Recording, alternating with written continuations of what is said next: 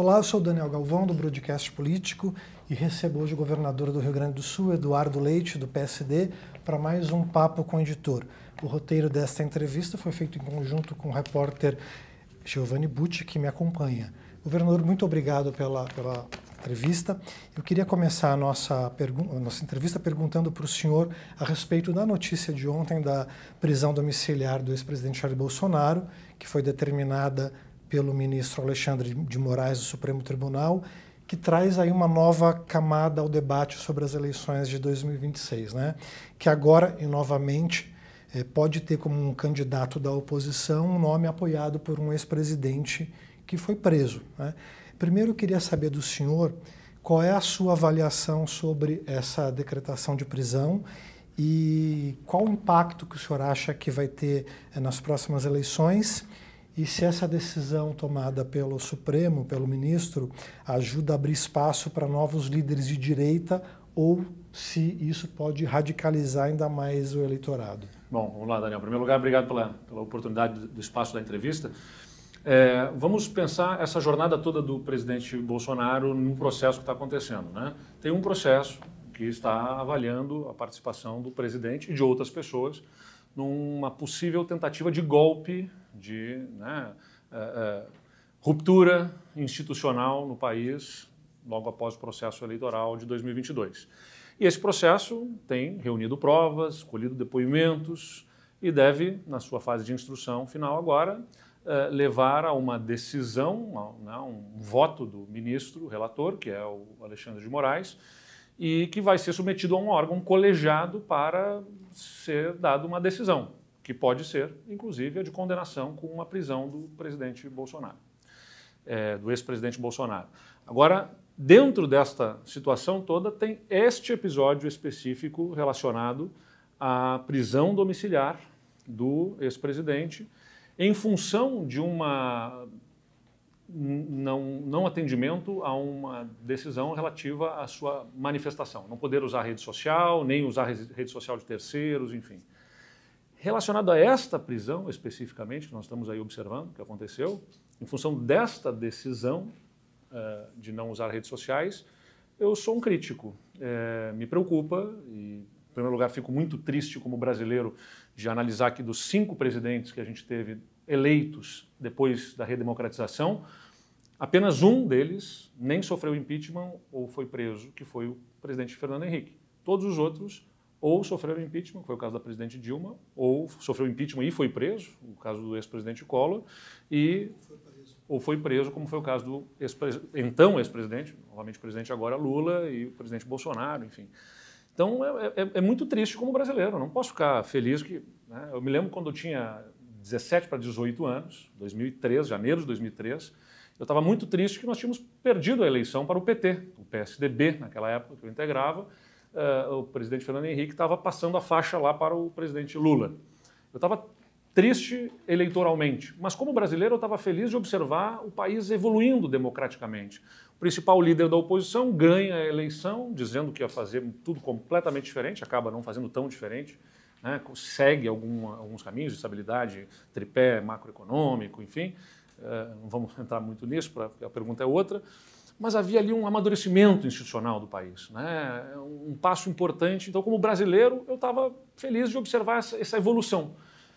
Eleitoralmente, no meu campo político, triste porque, né, tinha um opositor ali que estava tomando a faixa, enfim. E hoje, como brasileiro, então, eu estou triste, mas eu vejo essa decisão especificamente relacionada a essa prisão, porque esta decisão do ministro Alexandre de Moraes de cercear manifestações do presidente, do ex-presidente, ela é criticável. Dentro de um ambiente democrático, de livre espaço para as manifestações, até que o presidente, ex-presidente Bolsonaro, seja julgado no órgão colegiado sobre a possível tentativa de golpe e, eventualmente, seja condenado. Eu entendo que ele tem direito de se manifestar, usando os canais legítimos para isso.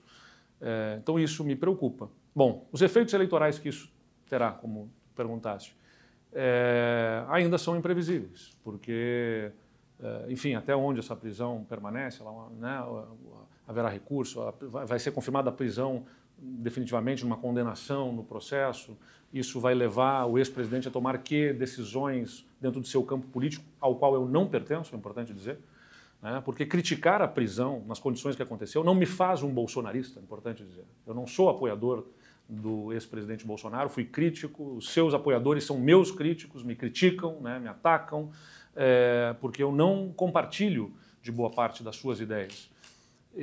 Então, é imprevisível o que ele vai tomar no seu campo. O que eu acho que para o Brasil é importante é que traga lições esse momento que a gente está vivenciando. E principalmente a lição de que essa polarização radicalizada ela já doeu de muitas formas, né? Doeu nas famílias que brigam por conta de política, não são poucos os casos, eu tenho certeza que várias pessoas sabem no seu círculo próximo de amigos que deixaram de falar, de família que não pode falar, no grupo do WhatsApp, não pode se encontrar, de filho que não passou o aniversário com a mãe porque não consegue falar com a mãe por causa de política. Eu conheço inúmeros casos disso. E agora dói no bolso, ainda por cima, por conta das tarifas impostas pelos Estados Unidos dentro de um contexto político de radicalização dessa polarização. Eu acho que a gente precisa tirar alguma lição para poder encontrar um caminho diferente. É isso que eu defendo. Governador, só um ponto que é bom destacar é que aliados do Bolsonaro têm dito que o comportamento dele foi intencional, a ponto de possibilitar que houvesse esse decreto do Moraes. No caso, enfim... Que como que cavado, né? Exatamente. Como que o senhor vê essa possibilidade? É difícil entender quais são as intenções de um ou de outro nesse caso, né?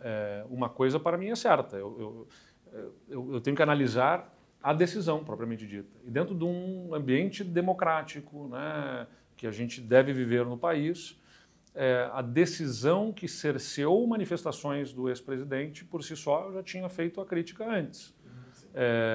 E uma vez que haja algum movimento do ex-presidente, tenha sido intencional ou não, em função desta decisão, que leva o ministro a tomar a decisão da prisão, como ela está alicerçada na decisão que eu acho foi equivocada, acredito que foi equivocada, ela também é criticável. Então, o que eu quero dizer aqui é o seguinte, não interessa se o presidente cavou ou não cavou, a questão é que a decisão não corresponde ao que eu acredito dentro do melhor ambiente democrático que o país deva viver. O ex-presidente Bolsonaro está dentro de um processo por muitos motivos que me parecem razoáveis, sendo julgado por uma tentativa de golpe. Porque tem todo um contexto, né? Teve reunião com embaixadores, o ex-presidente sempre atacou tudo que pudesse contestá-lo, atacou Congresso, atacou governadores na pandemia, atacou o Supremo, quando estava na iminência de ser contestado nas urnas pelo povo, atacou as urnas, né? Então, tem todo um ambiente que parece, né, com o conjunto probatório que vai sendo trazido. Eu não domino todas as provas que estão lá, não fiz a leitura do processo, não conheço todos os detalhes do conjunto probatório que está lá reunido para poder fazer uma avaliação peremptória. Não, é caso de julgar nessas condições ou outra. Confio que o judiciário fará isso dentro do órgão colegiado, que diminui as chances de erros, porque aí são um grupo de magistrados, não um sozinho. Então, a decisão monocrática relacionada à prisão domiciliar do presidente, eu acho que não é correta. Agora, aquela que vier a ser exarada dentro de um órgão colegiado, né, no processo que está acontecendo, eu entendo que ela deve ser respeitada. Perfeito. Passando para uma questão agora mais econômica e local de seu estado, o seu estado comemorou um recorde de investimentos no ano passado, né, em relação à receita corrente líquida.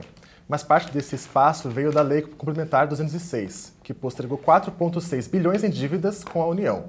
Além disso, também há uma divergência sobre o tamanho do endividamento. O governo afirma que há 112,5 bilhões, mas o Tesouro Nacional afirma que há 128,9 bilhões de dívida, né? Como o senhor responde a essa diferença e até que ponto esse fôlego nos investimentos se sustenta sem novos adiamentos da dívida? Vamos lá. Tem que olhar a jornada toda que a gente cumpriu no nosso governo. Nós assumimos em 2019 um Estado que não conseguia pagar salários dos servidores, que não conseguia pagar fornecedores, que tinha carga tributária elevada, o ICMS estava aumentado no combustível, na energia, nas comunicações em 30%, estava 30% a alíquota, que hoje é 17%. A alíquota básica do Estado estava em 18%, hoje é 17%. E o Estado não estava pagando a dívida lá em 2019 por conta de uma liminar que suspendeu o pagamento da dívida por conta do caos fiscal do Estado. Então ele já não estava pagando a dívida e mesmo assim atrasava salários, mesmo tendo ICMS aumentado. Hoje ele tem ICMS menor, ele tem a capacidade de investimento se ampliando muito antes da Lei Complementar 206, fruto das enchentes, que foi o resultado da negociação que fizemos com a União das Enchentes. Ou seja, o que eu quero dizer é, nós tínhamos a situação de não pagar a dívida antes e mesmo assim isso não significava capacidade de investimentos. O não pagamento da dívida agora acrescenta sim capacidade de investimentos para o Estado de maneira extraordinária. Mas nós já vínhamos ampliando a capacidade de investimento, que estava em 2%, no ano anterior tinha sido 7%, por exemplo, a nossa capacidade de investimentos. Nós estávamos em 2% sobre a receita corrente líquida, fomos para 7%, por quê?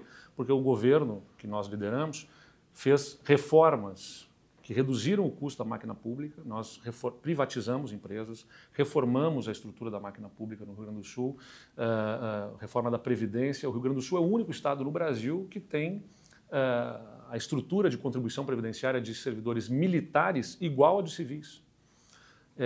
Porque entendemos que é justo e é legítimo que nós tenhamos os servidores contribuindo da mesma forma. Os servidores militares que se expõem a um risco de vida devem ser compensados de várias formas, né? Com estrutura, até de forma na sua remuneração, mas não na contribuição previdenciária, que acaba sendo deficitária por conta de uma série de regras. Nós fizemos reforma administrativa, nós vedamos incorporação de vantagens, de gratificações, licenças-prêmio, vedamos gratificações temporais para todos os servidores de todos os poderes no Estado. Então isso ajudou a reduzir o custo que nós tínhamos com a folha bruta do Estado de 80% sobre a receita para 60%. E com isso a gente começou a expandir investimentos no Estado. Então é verdade que a gente tem a nossa capacidade de investimento aumentada também por causa da Lei Complementar 206, mas é bom lembrar, só virou investimento o que era pagamento da dívida porque nós fizemos as reformas anteriormente. Porque antes das nossas reformas, o não pagamento da dívida não virou investimento, ele virou caixa para pagar o custeio, e nem era suficiente ainda assim para pagar o custeio. A questão da dívida com a União ela é mais complexa e merece quase que uma entrevista inteira sobre ela, porque Rio Grande do Sul, São Paulo, Minas Gerais e Rio de Janeiro, esses 4 estados, respondem por 70% da dívida com a União, entre os estados brasileiros. E essa dívida vem de muito antes, não é? Dos governos recentes. Ela é lá do passado, né? Na década de 90, a União encampa as dívidas dos estados e os estados passam a dever para a União. As regras que havia ali determinavam correção por IGP mais 6%. O IGP é uma taxa de inflação que fortemente é influenciada pelo dólar. Quando há a desindexação cambial, aquela em 99, essa dívida também aumenta muito. O Estado não conseguiu tinha um limitador de pagamentos sobre a receita corrente líquida, um percentual sobre a receita corrente líquida do Estado do que ele deveria pagar à União, o que significava que naquele momento, como o Estado não teve um maior crescimento econômico entre aqueles anos, ele não pagava integralmente as parcelas, que cresciam mais do que o Estado era chamado a pagar. Então, o que ele não pagava se incorporava ao saldo devedor. Enfim, tem uma série de itens que influenciaram para que a dívida do Estado alcançasse esse patamar, que é um dos maiores no Brasil. É verdade, não é resultado do nosso governo, é de governos anteriores, mas é um resultado com o qual o Estado tem que lidar hoje, né? E a gente questiona, sim, essa dívida. Por quê? Porque outras regiões do país têm muitos mecanismos da União em seu favor, né? Há para o Nordeste, para o Centro-Oeste e para o Norte do Brasil, fundo constitucional, são bilhões de reais do Tesouro da União que vão para os bancos de desenvolvimento dessas regiões para ajudar a captar investimentos e acabam gerando empréstimos com subsídio para o setor privado, ajudando a fazer o desenvolvimento dessas regiões. Existem incentivos tributários específicos, por exemplo, isenção de IPI para a fabricação de veículos nessas regiões. Não existe isso para a região sul. Nós não temos zona franca, não temos isenção de IPI, nós não temos fundo constitucional, nós não temos, como os estados da região sudeste, royalties de petróleo turbinando a nossa arrecadação. Ou seja, não tenho incentivo, não tenho fundo constitucional, não tenho royalties e ainda tenho uma dívida sufocando a capacidade de investimentos do Estado. Isso precisa ser revisto. O Rio Grande do Sul é um estado que está logisticamente tão distante aqui do grande centro produtor e consumidor do Brasil, que é a região sudeste, quanto estados do Nordeste, ou estados do Centro-Oeste, ou outros que têm incentivos. Nós entendemos que nós também precisamos ter algum amparo, até porque somos um estado que está enfrentando eventos climáticos mais recorrentemente, estiagens, além das enchentes, e ainda temos um perfil demográfico de maior envelhecimento da população que faz com que a gente precise ter capacidade de gerar investimentos para atração e retenção de jovens no Estado. Então, é uma discussão que, na minha visão, merece ser feita também no âmbito nacional. Ainda nesse contexto estadual, governador, o Rio Grande do Sul ele não se manifestou ainda se vai aderir ao Propag, né, que teve alguns vetos aí do presidente Lula, né? Goiás e Minas Gerais, que são estados governados inclusive por presidenciáveis, né, já se manifestaram positivamente. A sua gestão calculou uma perda de 7,8 bilhões se aderir, é isso. Em que passo está essa análise? O senhor ainda espera uma derrubada desses vetos? Na verdade, né, o que acontece? Tem uma situação especialíssima do Rio Grande do Sul, porque a Lei Complementar 206, ela suspendeu os pagamentos da dívida para que nós pagássemos para um fundo específico de reconstrução. E o Propag, na forma como foi estabelecido, ele chama os estados, ou seja, ele diz mais ou menos o seguinte, para quem não conhece o assunto, que esteja nos acompanhando. O Estado deveria estar pagando a dívida, ele vai pagar um valor menor da dívida, porque vai ser IPCA mais 4 ou a Selic e com o chamado CAN, que é um coeficiente de ajuste monetário que carrega isso ao longo dos anos, tanto complexo, né, um mecanismo que foi estabelecido no contrato vigente. Ele estabelece que vai ser IPCA mais 2%, na verdade, ou IPCA 100, sendo que dos 2% vai para o Fundo de Equalização dos Estados e os outros 2% que o Estado pagaria, ou seja, ao invés de ser IPCA mais 4%, IPCA para a União, 2% para um fundo e os outros 2% são para investimentos em educação, principalmente, ou outras áreas dentro do próprio Estado. Então, esse mecanismo dos 2% que precisa ir para um fundo de equalização, a rigor, estaria tirando o dinheiro do Rio Grande do Sul. A União, no seu decreto, estabeleceu uma excepcionalização. O governo federal, o presidente da República, mas ainda numa seara de incertezas para o Rio Grande do Sul. Nós entendemos que a derrubada dos vetos é o melhor caminho. Se os vetos forem derrubados, sem dúvida nenhuma, o Estado adere. Mas se eles não forem derrubados, a gente ainda analisa sobre o quanto que os decretos dão sustentação e proteção para que nenhum Estado possa depois, outra unidade da federação, reclamar que, olha, o Rio Grande do Sul deveria estar depositando esses 2%, porque esses 2% são 2 bilhões de reais por ano para o Rio Grande do Sul pagar a esse fundo. Como ele é repartido de acordo com o Fundo de Participação dos Estados, que já tem indexadores de quanto que é a participação de cada Estado, não é inevitável que um Estado faça a conta de, opa, desses 2 bi eu tenho 100. Então, o Rio Grande do Sul deveria estar pagando isso aqui porque vem para o meu Estado, né? Então, precisa ser algo sólido e que garanta segurança jurídica ao Rio Grande do Sul. Perfeito. Agora, enfim, uma questão que está sendo muito debatida atualmente, que é as sanções do presidente americano Donald Trump contra o Brasil. As mais recentes foram diretamente ao ministro do Supremo, Alexandre de Moraes, né, que o senhor, enfim, até se solidarizou no X, mas o senhor falou que ele comete erros e acertos. Eu queria entender quais são os erros e quais são os acertos do ministro, na sua opinião. Não, eu já digo agora, a própria decretação da prisão do ex-presidente e a própria decisão que estabeleceu ao ex-presidente esse cerceamento de manifestações, acho que foi um erro. Incluiu o cerceamento de manifestação em medida cautelar, ou seja, o senhor considera que a origem do erro da prisão está aí. Começa aí, sem dúvida nenhuma.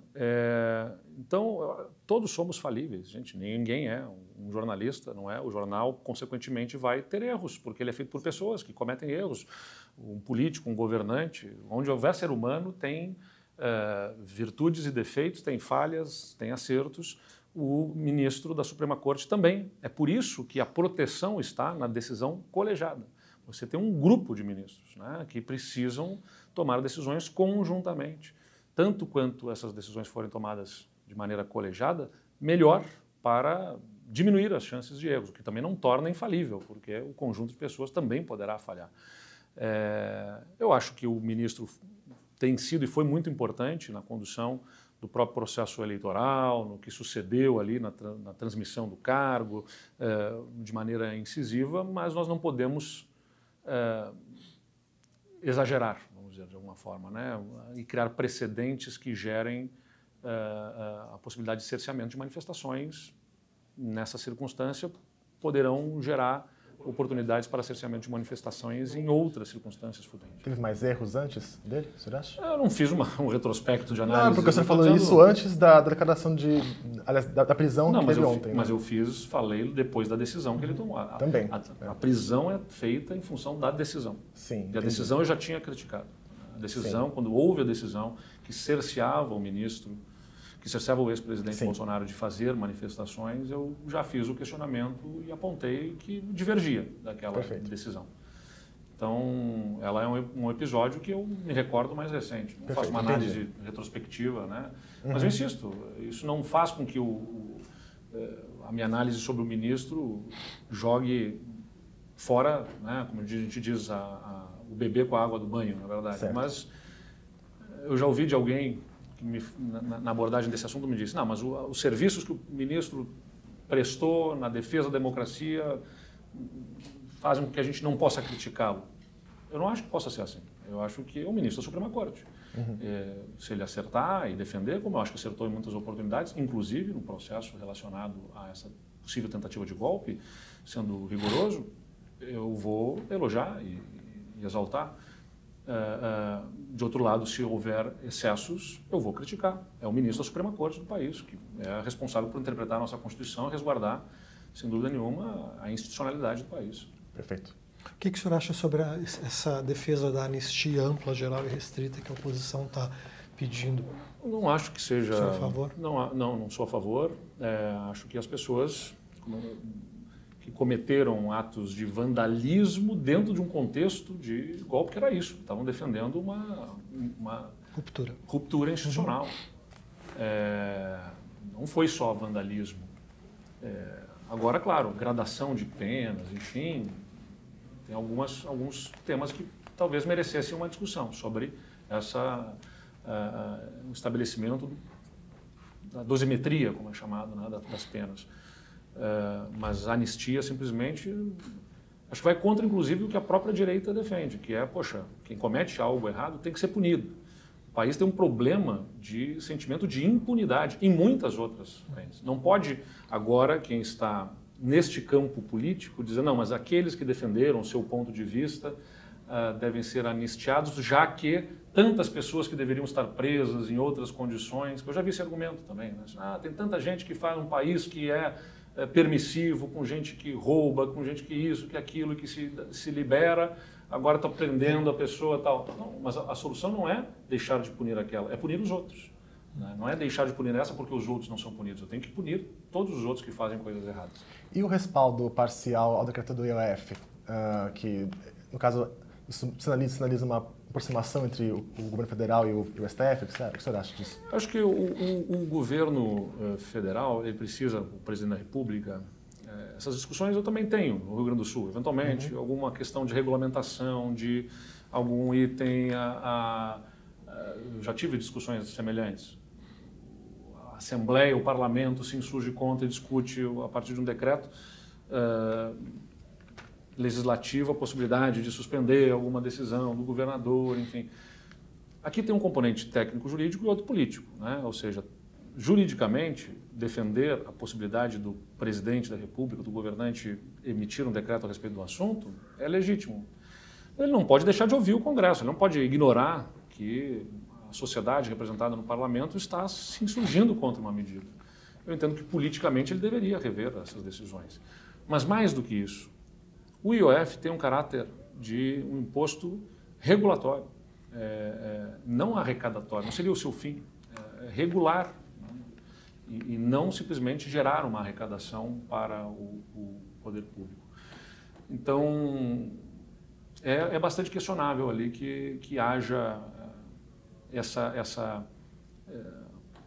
esse esforço arrecadatório a partir de um imposto em que ele pode estabelecer por decreto aumentos sem ouvir o parlamento. Vamos lembrar o seguinte, o Brasil tem um grave problema de carga tributária elevada. Desde a Constituição de 88 até hoje, o país terá elevado em talvez 10% a carga tributária sobre o PIB, que está ao redor de 34%. Não se discute a eficiência do gasto público. E é isso que me deixa absolutamente irresignado em relação ao governo que está aí. não é que não se tenha que discutir sobre arrecadação aqui e ali, a modernização, onde que ricos não estão pagando e tenham que pagar. Isso, acho que toda essa discussão é válida. O que trava o debate e gera uma forte reação na sociedade sim, mas vai simplesmente arrecadar mais para financiar a absoluta ineficiência, privilégios e benefícios e vantagens e políticas públicas que não funcionam, que são ineficazes, não há nenhum esforço do lado da despesa. Então, o governo não mostra nenhum apetite para rever despesas, melhorar a qualidade do gasto, onde deve se aprimorar essa eficiência. É o caso da educação, né? Se você olhar o gasto que se tem em educação no país, vamos pegar dentro do nosso próprio país, você olhar, observar as realidades das prefeituras, dos municípios ou dos estados, não é o gasto maior o responsável pela maior eficiência da educação com melhores resultados. Muitas vezes, municípios que pagam salários altíssimos têm resultados pífios na educação. Então, tem que ter uma discussão de qualidade do gasto, da política pública que está sendo financiada, e não apenas querer cobrir o déficit com aumento de arrecadação. Isso é que deixa a população especialmente indignada.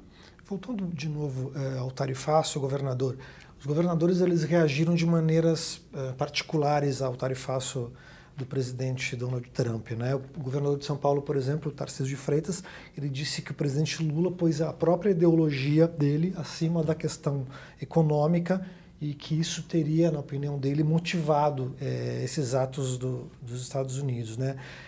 Como é que o senhor avalia isso? A responsabilidade é do governo brasileiro ou a responsabilidade é da família Bolsonaro ou é uma mistura das duas coisas? Não, nitidamente tem o próprio Eduardo Bolsonaro avocou aí a responsabilidade. Então, acho que está muito claro onde que tem início esse processo.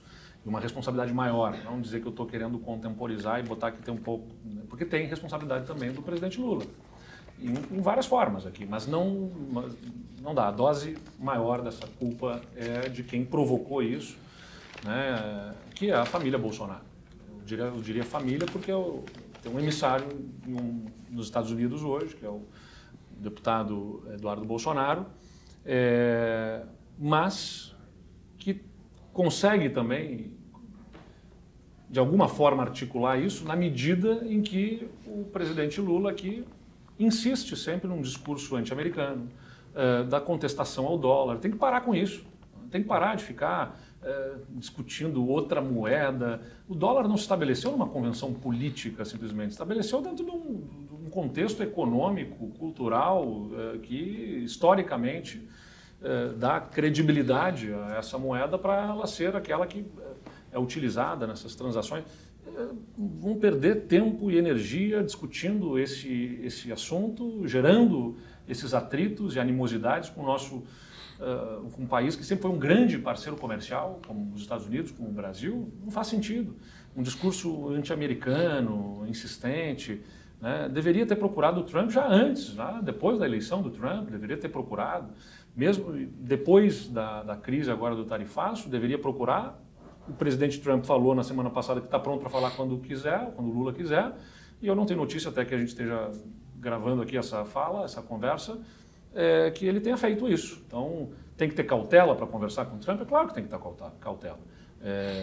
Essas relações diplomáticas são protocolares, não é por acaso, né? Tem um cuidado todo para que a gente possa preservar os interesses de parte a parte.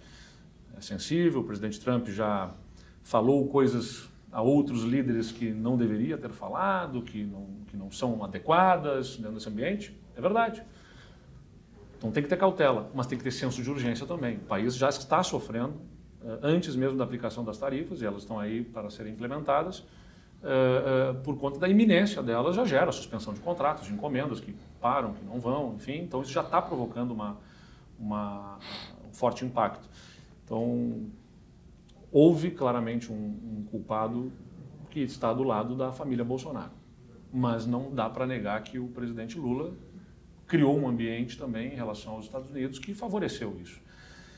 Por isso que o país precisa trazer a política para ser um instrumento dentro de um ambiente democrático que respeita diferenças, que conversa, que dialoga, que de forma pragmática e com bom senso, né, consiga promover o equilíbrio necessário para que a nossa energia não esteja em destruir um ou outro. É muito foco de tempo, de energia, gastos aí, simplesmente tentando aniquilar um adversário.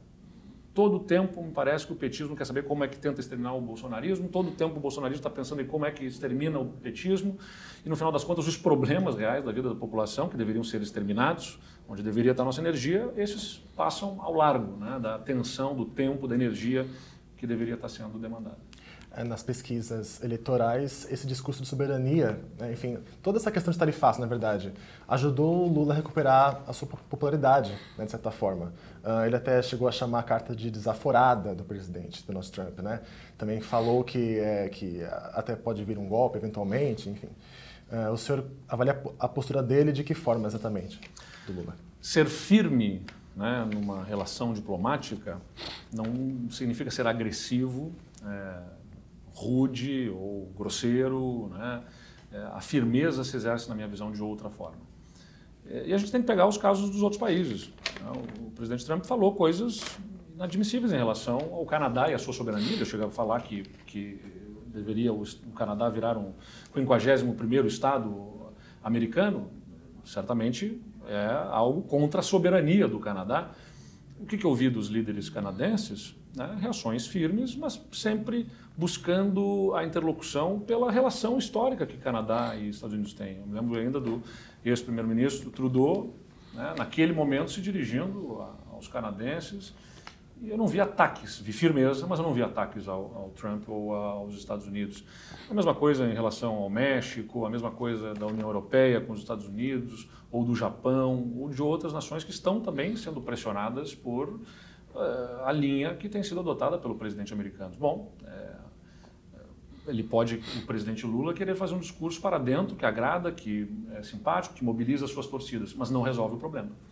E se não resolve o problema, não é bom para o Brasil. A gente precisa adotar uma linha de serenidade, de equilíbrio, de firmeza, sim, não significa curvar a cabeça, né, ser firme nessa relação, mas reconhecer que pragmatismo agora é muito importante em defesa dos interesses nacionais, das relações comerciais que temos e do interesse da população, dos trabalhadores, da nossa economia nessa relação com os Estados Unidos.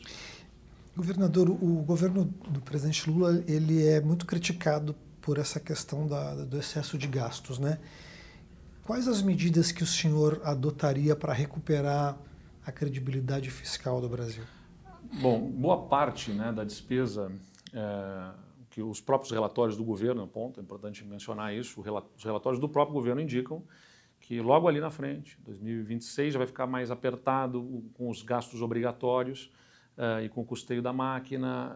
27, 28 já vai eliminar a capacidade de cumprir aí investimentos, talvez até de atender as emendas parlamentares, enfim.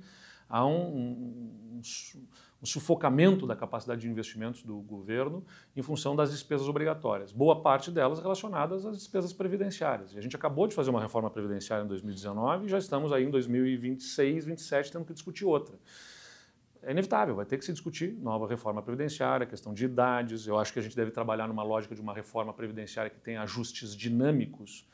Vamos ter que pensar uma estratégia para isso, porque é um custo político muito grande para qualquer governo parar para discutir reforma previdenciária. Enquanto nós deveríamos estar também endereçando outras reformas e outras discussões de outros problemas, a gente gasta tempo, energia, capital político na discussão de algo que vai precisar ser revisitado muitas vezes, porque a lógica da Previdência está associada à longevidade, então as pessoas estão vivendo mais pessoas, nós temos um envelhecimento da população, a base de contribuição menor de pessoas cada vez mais e uma base de pessoas sendo remuneradas sem trabalhar, né, na aposentadoria.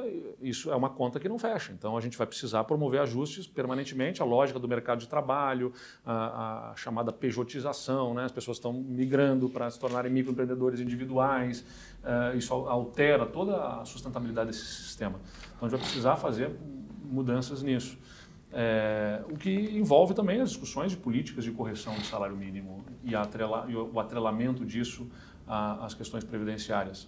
Olha, o que é mais importante dizer é que o ajuste fiscal que endereça essa reestruturação de máquina, que tem que ser revisada a qualidade do gasto, eu insisto, Não pode ser simplesmente, olha, vamos manter toda a despesa que a gente tem e vamos buscar mais dinheiro com carga tributária maior para poder sustentar a ampliação das despesas. Não dá, tem que pegar lá dentro do orçamento e revisitar as políticas públicas, entender se aqueles programas e políticas que foram estabelecidos estão entregando realmente os resultados que se deseja, para reorganizar a lógica da política pública.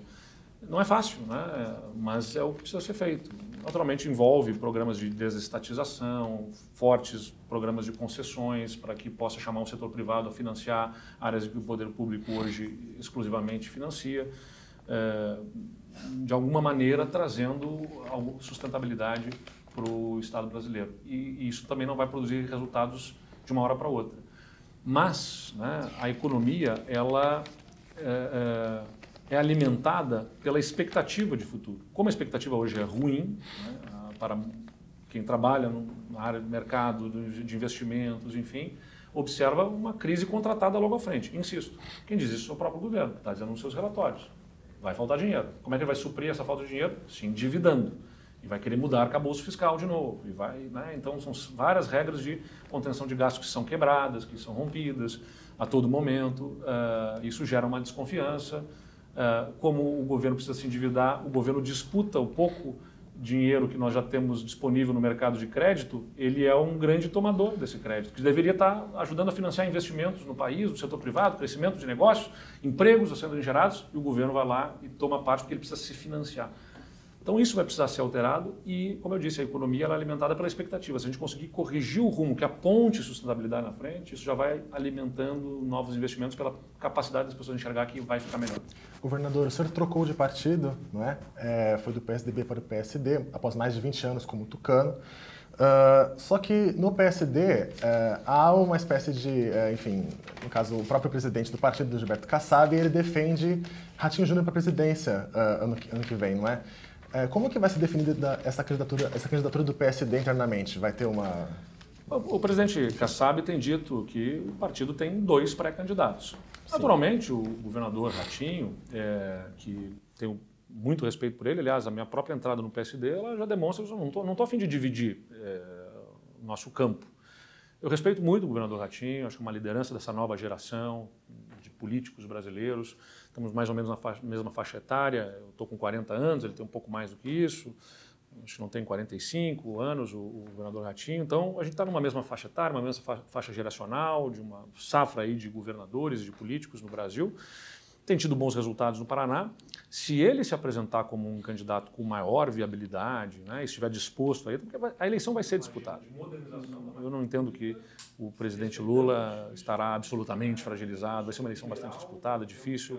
Entendo que o máximo que nós pudermos não fragmentar e tentar concentrar dentro daqueles que se tenham disposição de cumprir uma agenda de modernização da máquina pública, respeitando as instituições, né? Eu sou um liberal, eu entendo que a economia deve ser mais livre para quem empreende, mas um país com o abismo social que o Brasil tem precisa ter políticas públicas assim, de correção de desigualdades muito enfáticas, muito firmes, dentro de um quadro de sustentabilidade da máquina pública.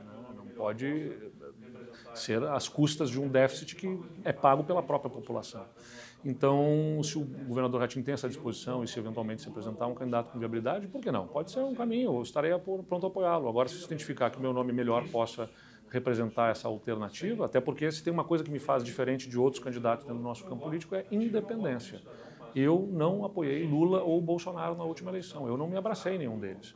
Eu fiz a minha eleição com riscos no Rio Grande do Sul, sem definir diante do eleitor o meu voto, né? Tive o meu voto como cidadão, mas como agente político, eu não fiz a minha opção de declarar a discussão sobre anistia, discussão sobre as instituições, de que forma vai ser tratado a Suprema Corte e outros temas, né, dentro desse ambiente democrático. O governador Tarcísio eu respeito muito, foi sempre um bom parceiro, o diálogo com ele é franco, aberto, considero um bom gestor. Acho que a gente tem muitas convergências, temos algumas divergências, mas uma delas é a questão da relação com o ex-presidente Bolsonaro. Agora, se houver um programa que nos une, né, que a gente tem a capacidade de articular, política se faz entre os diferentes. É justamente você sentar à mesa entre pessoas que tenham diferenças e conseguir trabalhar para convergir em torno de um programa que devem naturalmente ser amparados por princípios, valores muito fortes. E nesse caso, né, os nossos valores democráticos, os princípios republicanos que devam conduzir a nossa... Você pode ir para o Senado, então, caso tenha essa chapa em torno de outro lado? É uma possibilidade, né? Eu vou estar, de alguma forma, buscando ajudar o Brasil no ano que vem, né? Eu defendo um movimento de despolarização. Essa polarização radicalizada está causando muitos prejuízos ao Brasil. Eu defendo um movimento de despolarização do país. E isso significa reconhecer, né, dentro do eleitor do Bolsonaro, do eleitor do Lula, as dores que mobilizam esses eleitores. Eu não posso condenar quem vota no Lula ser uma pessoa mal intencionada, quem vota no Bolsonaro ser um golpista, isso e aquilo. Não dá, não. O assunto é muito mais profundo do que isso. Eu tenho que entender as dores que estão ali e conversar com esses grupos, conversar com essas pessoas. É isso que eu defendo que o país precisa. E se eu defendo que o país seja despolarizado, eu tenho uma responsabilidade com o movimento que eu prego, que é de despolarização. E essa responsabilidade envolve, eventualmente, ser candidato a alguma coisa, seja presidente, se quiserem que eu lidere esse movimento, seja o Senado, ou seja em outra posição, ajudando a fazer com que esse movimento prospere. Governador, eu agradeço muito pela entrevista. O Papo com o Editor termina agora. Eu agradeço também ao Giovanni Bucci, repórter que nos acompanhou, e também ao Cláudio da Luz, da equipe técnica, e até a próxima edição do Papo com o Editor.